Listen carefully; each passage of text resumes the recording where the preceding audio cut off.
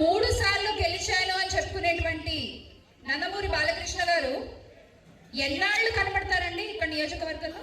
ఆ ఒక్కసారి కూడా ఏ ఓపెనింగో ఏదో ఉంటే రావడం, కాసేపు అలా మొహం చూపించి వెళ్ళిపోవడం. ఇక్కడ జరిగే సమస్యల గురించి ఆయనకి ఏం తెలుసు? ఇక్కడ జరుగుతున్న సంగతులు ఆయనకి ఏం తెలుసు? దాని మీద ఆయన ఎలాంటి బాధ్యత వహిస్తారు? అసలు ఒక ప్రభుత్వ డిగ్రీ కళాశాల హిందూపూర్, ఇది బోర్డు మాత్రమే కనబడుతున్న పరిస్థితి కొన్ని సంవత్సరాలుగా. ఎమ్మెల్యేగా ఆయన ఉంటే ఎంత, లేకపోతే గత ఎన్నికల్లో చాలా గొప్పగా చెప్పుకుంటున్నారు, ఇన్ని స్థానాలు వచ్చాయి అన్ని స్థానాలు వచ్చాయని. నిజంగా వాళ్ళు గెలిచిన గెలుపు ఎలాంటి గెలుపో హిందూపూర్ నియోజకవర్గమే ప్రజలందరికీ తెలియజేసిందండి. ఒక్క బూతులో ఒక్క ఓటు కానీ విని ఎరిగామండి ఎప్పుడైనా ఇది?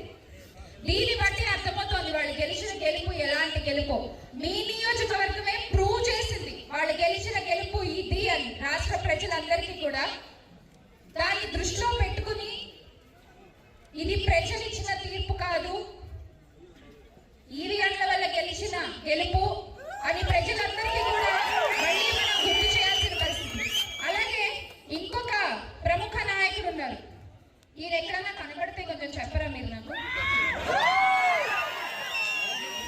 ఎక్కడన్నా